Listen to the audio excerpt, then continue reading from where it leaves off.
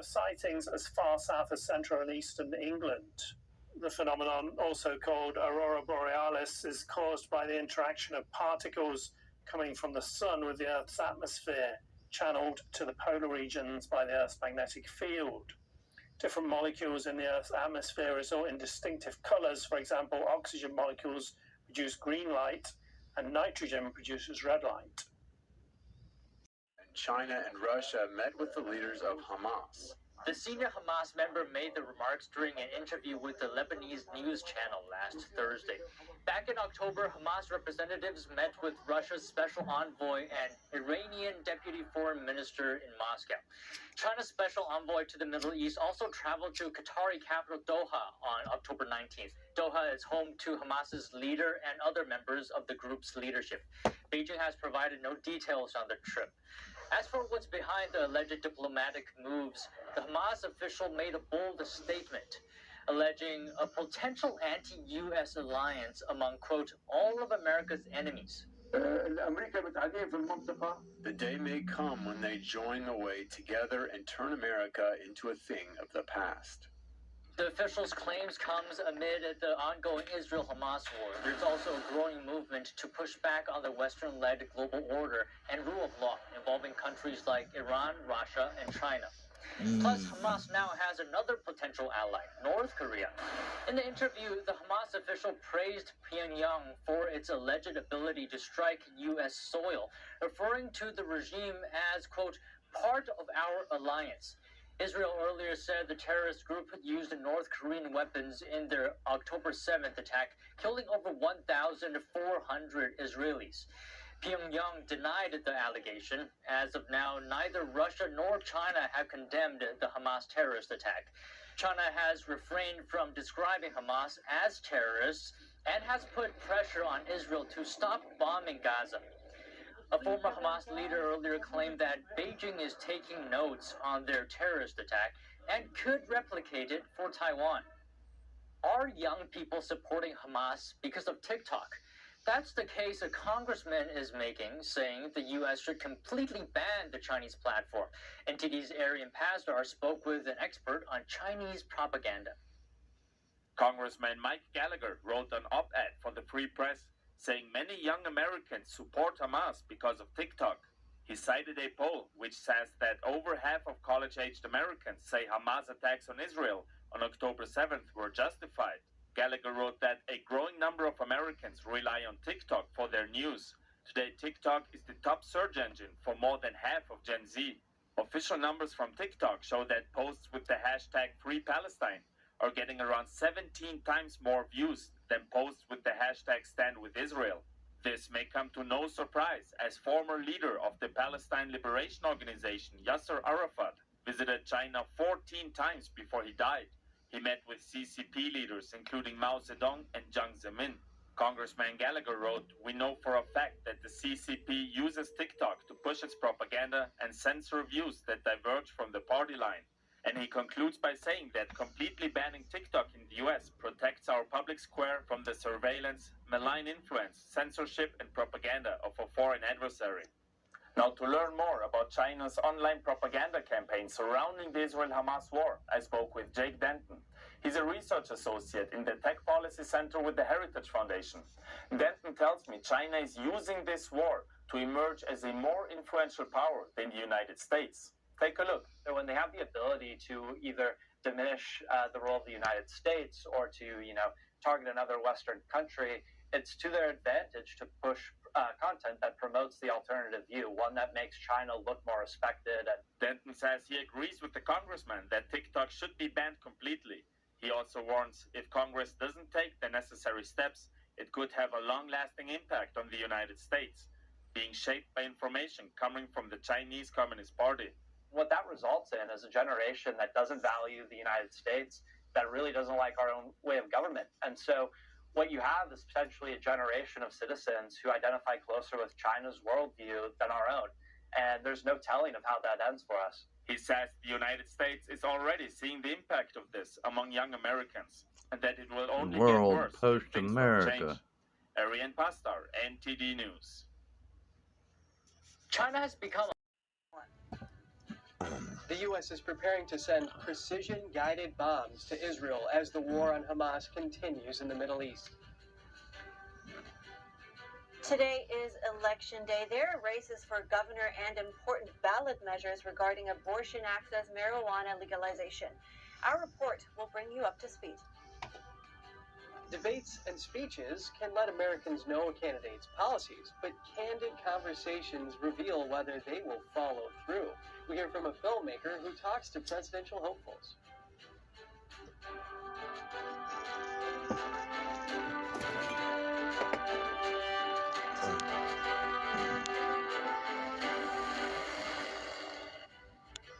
Hello, and to those of you just joining us, good morning. Welcome to NTD. I'm Kevin Hogan. Welcome. Good morning. I'm Evelyn Lee. Let's get right into our top stories. Are young people supporting Hamas because of TikTok? A congressman is now making that case, saying the U.S. should completely ban the Chinese platform. NTD's Arian Pastar spoke with an expert on Chinese online propaganda. Congressman Mike Gallagher wrote an op-ed for the Free Press saying many young Americans support Hamas because of TikTok. He cited a poll which says that over half of college-aged Americans say Hamas attacks on Israel on October 7th were justified. Gallagher wrote that a growing number of Americans rely on TikTok for their news. Today, TikTok is the top search engine for more than half of Gen Z. Official numbers from TikTok show that posts with the hashtag Free Palestine are getting around 17 times more views than posts with the hashtag Stand with Israel. This may come to no surprise, as former leader of the Palestine Liberation Organization, Yasser Arafat, visited China 14 times before he died. He met with CCP leaders, including Mao Zedong and Jiang Zemin. Congressman Gallagher wrote, "We know for a fact that the CCP uses TikTok to push its propaganda and censor views that diverge from the party line." And he concludes by saying that completely banning TikTok in the US protects our public square from the surveillance, malign influence, censorship, and propaganda of a foreign adversary. So what role does TikTok play? We bring in Andrew Selapak to dig deeper into this question. He's a social media professor at the University of Florida. Good morning, Andrew. Really good to have you as always. Now, what do you think? Does TikTok have an anti-Semitic bias? You know, I think we should instead look at it as people have an anti-Semitic bias. I mean, I think there's no denying the fact that for a very long time, people have been very anti-Semitic, and that's just playing out on TikTok because the platform is different than the other social media platforms that we generally see because you have such access to the thoughts and views of people outside of your circle. TikTok's a different social media platform because you don't need to follow a single person on there to get a never-ending stream of content. Whereas with the other platforms, there's a lot more sort of the fact that you have to select who you want to follow. And what we're seeing is not so much that there's more anti-Semitism. I don't know if that's necessarily grown. It's always been a problem. Is that we're just now seeing all the people that are anti-Semitic, and that's much more visible on TikTok. I see. That's an interesting take. And I mean, the platform, as we have just heard too, has been criticized many times in the past for being CCP backed and promoting questionable content, among other things. Now, please tell me what you know about that and if there are any concerns about that CCP control when it comes to Hamas content as well. Well, I think we should just be concerned about TikTok in general, from a privacy perspective of the type of content we're seeing in the algorithm, the influence of the Chinese government on that algorithm.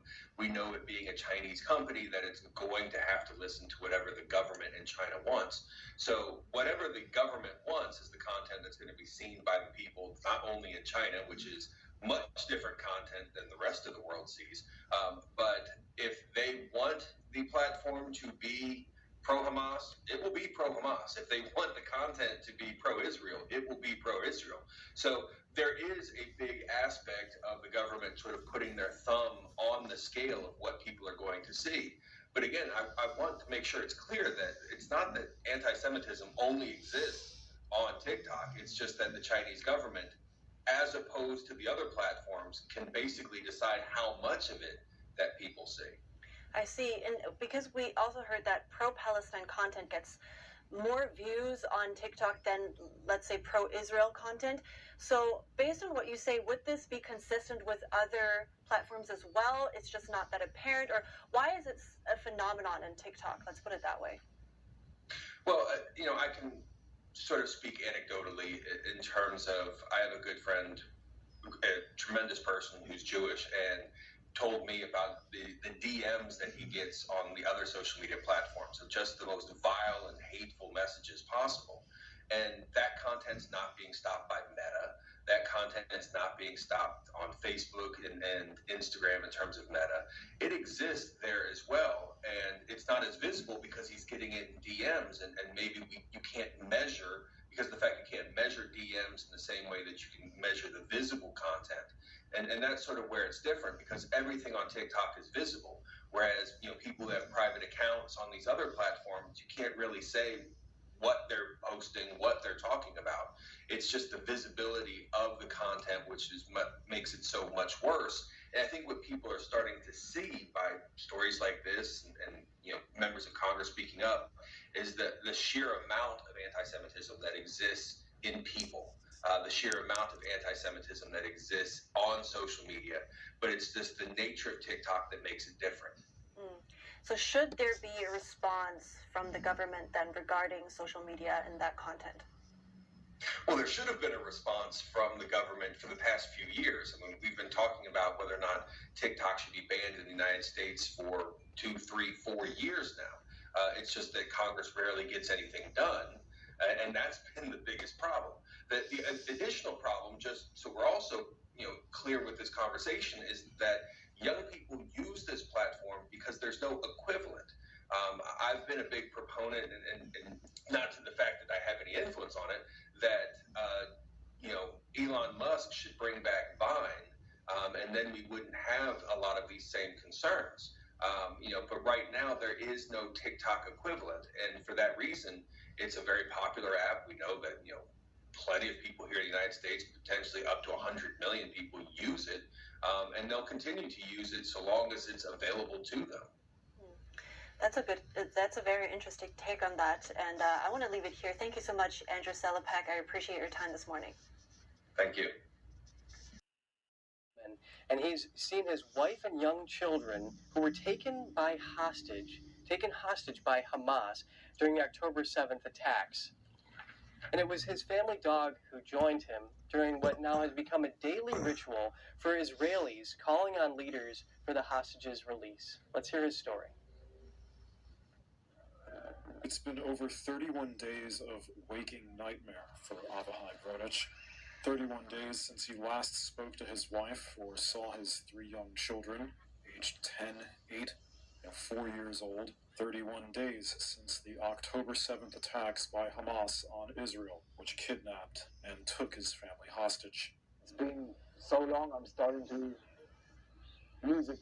I don't know in what situation they are in, health-wise, or they're being fed, taken care of.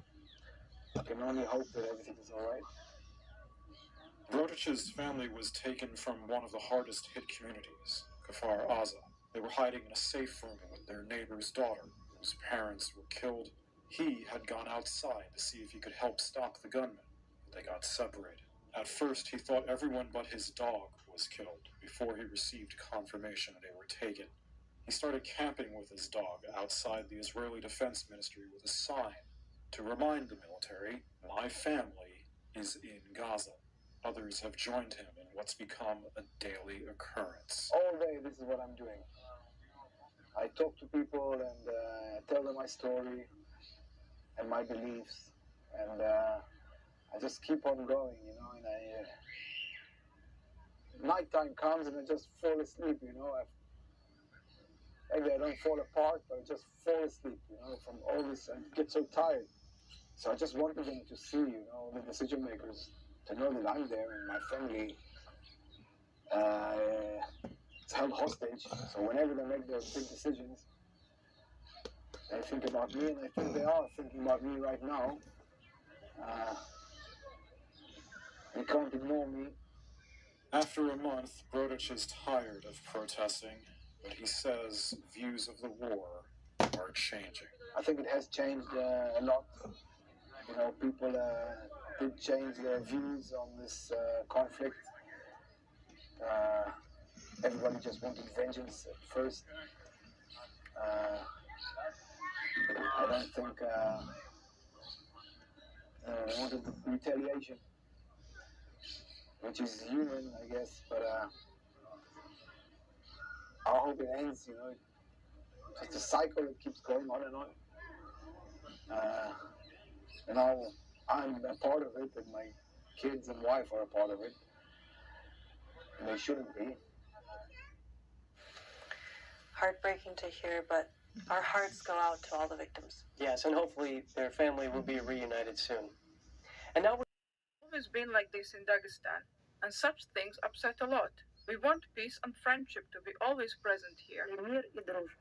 The riot at an airport in the regional capital saw hundreds of Dagestanis, mostly young men, rampage through the terminal building and onto the tarmac, hunting for Israeli citizens and Jewish people who had just flown in on a flight from Tel Aviv. It came after Israel's bombing of Gaza in response to the slaughter of Israeli civilians by Hamas in early October. Another visitor said, as he remembers, this was the first and only time that this kind of riot happened in the region. I personally think it's a premeditated act aimed at disrupting relations between Russia and Israel and clashing nationalities against each other, especially when everybody knows there are a lot of Jews in Dagestan. A visitor who was tending his father's grave said he would not be intimidated by what had happened. I've never felt any discomfort living here all my life since childhood, and I'm almost 70. Never felt anything like that, and I'm not going to. A Muslim resident said Muslims and Jews have always lived in peace for centuries. The Jewish people are very cultured people. We've always lived as friends. The Jews from the Upper Old Town, we've always lived peacefully, and we still do. There used to be 13,000 Jews living in Derbent before the collapse of the Soviet Union, but the number has since shrunk to just hundreds, as many emigrated to Israel or moved to Moscow or other cities. 10 years ago, Derbent's then rabbi was shot and wounded in an apparent assassination attempt. and principal at Core Analytics. To learn more, check it out. Anders Core, thank you for your time today. What does history tell us about Israel's right to exist? It goes way back to biblical times. The Jewish people in Israel have lived there for centuries and centuries, millennia. They were forced out, suppressed, migrated throughout the Middle East and Europe. And then after World War I, when the Ottomans lost. So the Ottoman Empire during World War I allied with the German aggressors, essentially. They lost. The British took over Palestine as a mandate from the League Nations. And what occurred then is that the British were basically welcoming Jewish people back to Israel if they wanted to come, because Jewish people in Palestine had been for so long suppressed. They were treated like second-class citizens by the Ottoman Empire, but allowed to exist to a certain extent. So I think you had about 10% of Palestine as Jewish during the Ottoman Empire. So because the Jews in Europe were fleeing anti-Semitism, which was very extreme to the point of pogroms and ghettos, ghettoization of Jewish people. There was talk of returning them forcibly into ghettos. And so during the 19th century, that gave rise to this movement in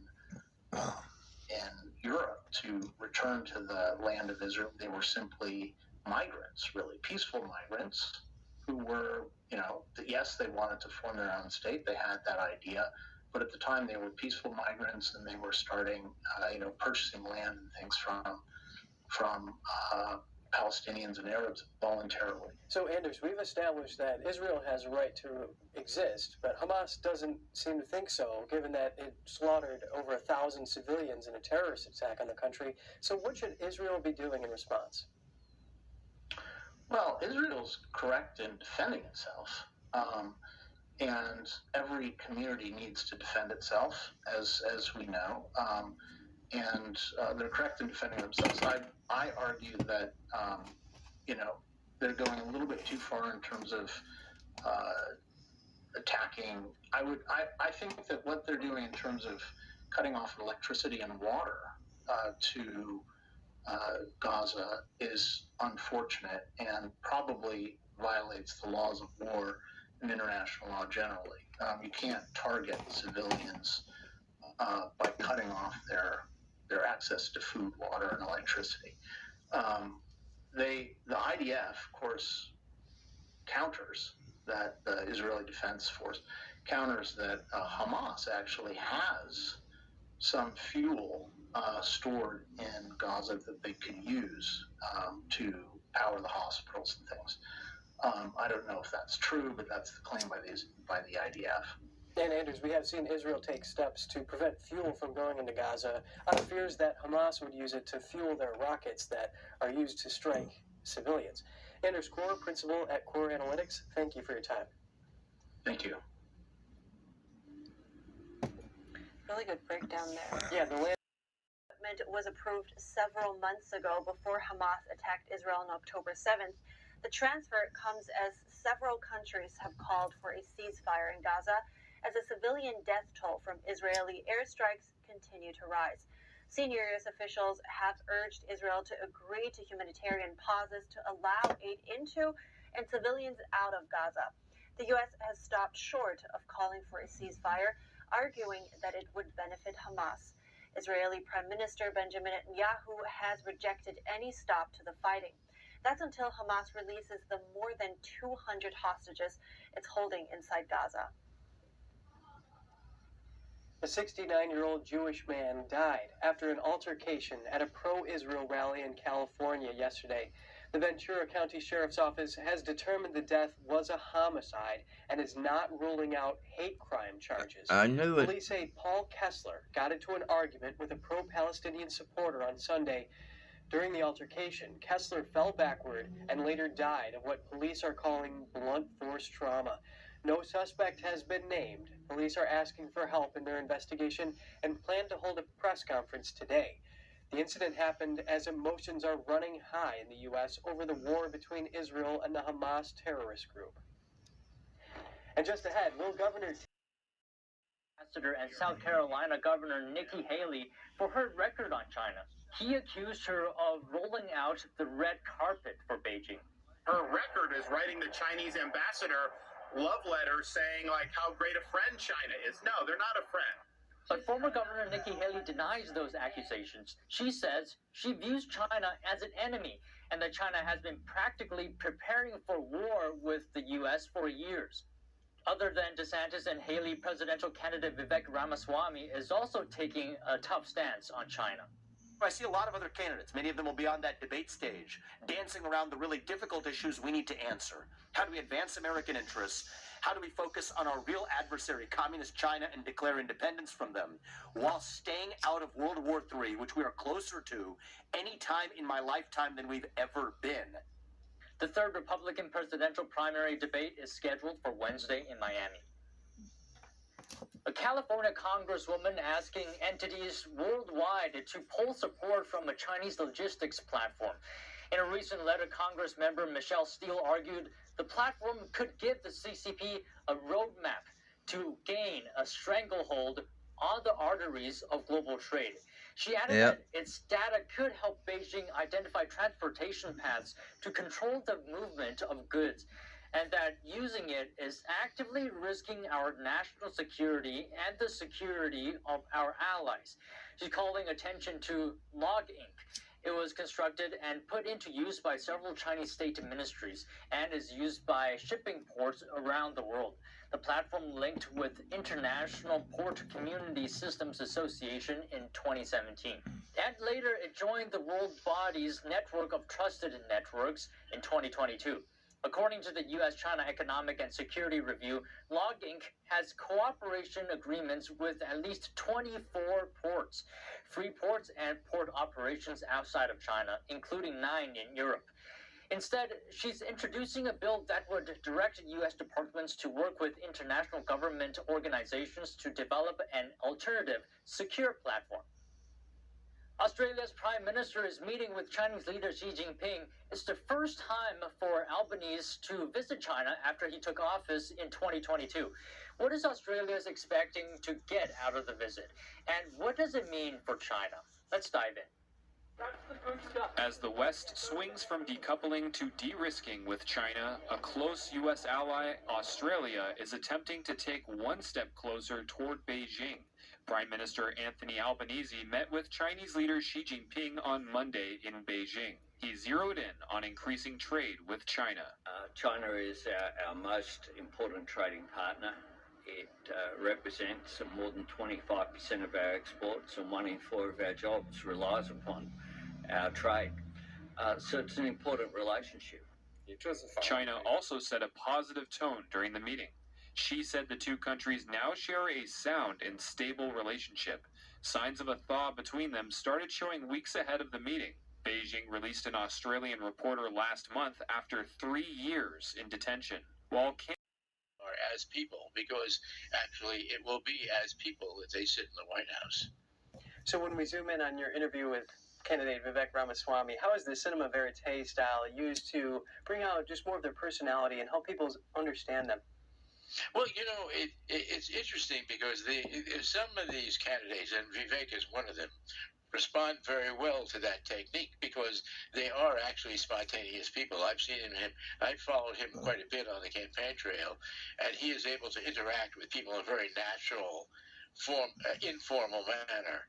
And so you see that in how he handles the situation as we moved around in Iowa where we shot this stuff.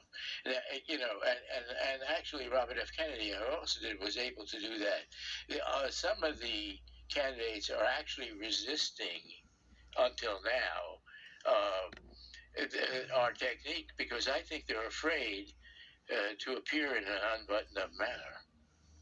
So it's of course important to understand what the candidates' policies are, but why is it important for people to really get to know them? Well, because you get to sense whether they will follow through. I mean, that's the, you know, we've all seen things with politicians all over the world who will sit up there with jacket and tie and be very formal and say something and then do the opposite.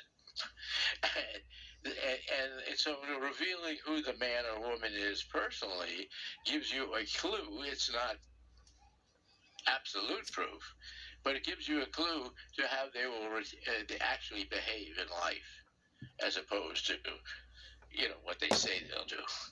Giving voters a little bit of insight in how they predict what. Yeah, I think that's really what it is, and and also it's more fun, and we hope.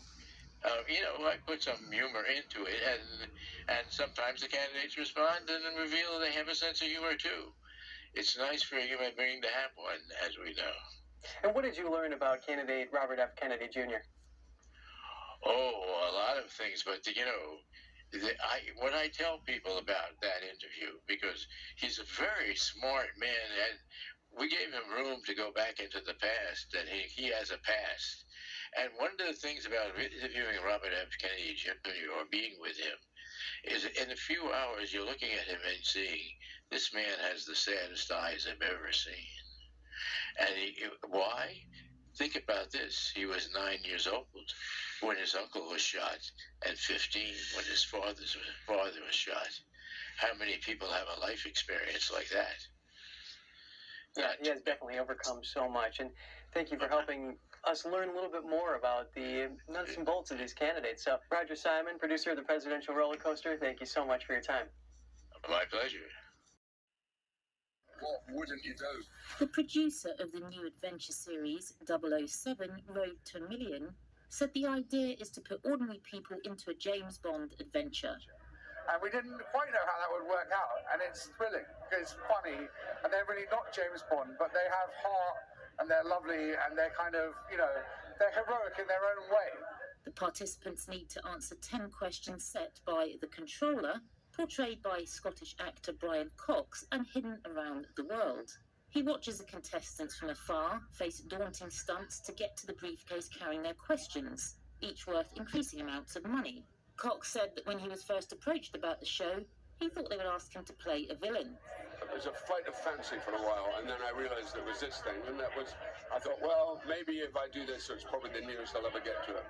9 pairs of participants include nurses, retired police officers, siblings, friends, and a married couple. Brothers Joey and James Bone are the first to wade through a lock in the Scottish Highlands in search of their starter question. It's just once in a lifetime. We couldn't have imagined doing anything like this, and we've been given the opportunity, and it's something that will be recommended to anyone. It's life-changing and out of this world. Go for it if you can. The show launches globally on Prime Video on November the 10th.